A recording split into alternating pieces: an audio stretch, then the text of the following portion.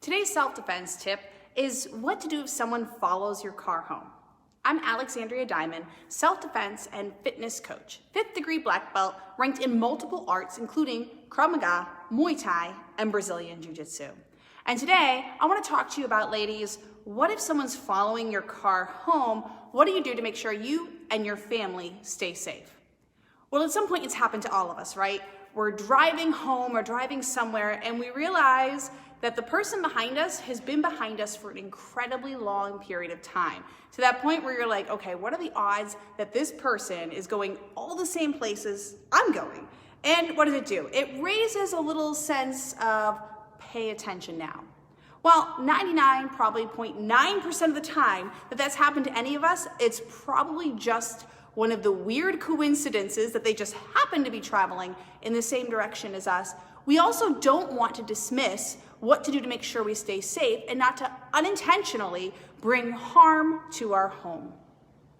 Someone may be following you for many reasons. If they are, again, intent on harm. You know, maybe they saw you at the store or noticed something about your clothing, your car, or apparel that gave them the impression that your home may be a good payday for a home invasion. So they may be wanting to follow you to scope out your residence or to even take advantage of you in that moment.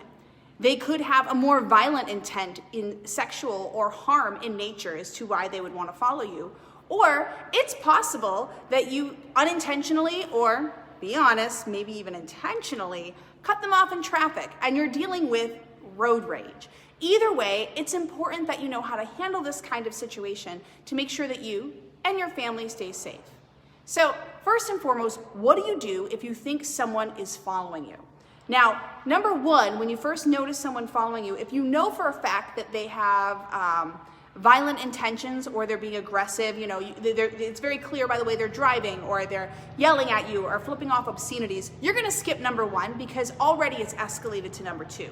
Number one is just when you're in that spot of, something seems off here. You know, you're not necessarily worried for your safety at this point, but you're aware enough to notice that this person has been going the same direction as you for an extended period of time.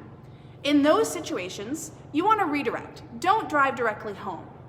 You know, if you're driving down the road, pull into a gas station, turn around and go the other direction. See if they continue to follow you. Do a loop around, and again, in a direction that if they continue to follow you would be more questionable. Most importantly, don't continue to drive towards your neighborhood or community. Make sure you stay in a very visible area. So drive towards, where there are more grocery stores. And ultimately, which is gonna fall into our next tip, you wanna start driving towards the nearest police station. So number two, either they have already made their intent known to you by the fact that they're, swearing at you, swerving behind you aggressively, maybe trying to pass you or cause traffic challenges for you. Or when you did your kind of loop-de-loop and turn around and headed back towards, the police station or, civilization, depending on where you are, you notice they continued following you. So at this point now, you have to take this as something of serious consideration. And at this point, you want to use your hands-free, if whenever possible, option to call the local police department and tell them that there's someone that's been following you for an extended period of time and you're concerned. And for that reason, you're going to be driving directly to the police station unless they have a local officer they would like you to meet. Have dispatch stay on the phone with you the entire time for safety. Now, in this case, the person will probably give up following you and then, you're gonna speak with the police officer, and with that police officer, you're gonna decide an action plan. If possible, if you have someone else in the car, have them notice any, defining characteristics of the vehicle. Now, obviously driving and being safe is your number one priority, so I don't want you to get into a car accident and put yourself in more danger to try and tell what their license plate is, etc. But if you have someone with you that can note that information, that may be helpful if the situation escalates. Go to that police station or where you were told to meet the police officer, and from there you'll either file a report or take the next action steps depending on the scenario. Most importantly, don't drive on to a place where you and the person following you are the only person who would know where you are. Okay, so if you live out in the country, don't go down all the back roads that if this person does have ill intent and they suddenly decided to become more aggressive, you don't have witnesses or the ability to call for help.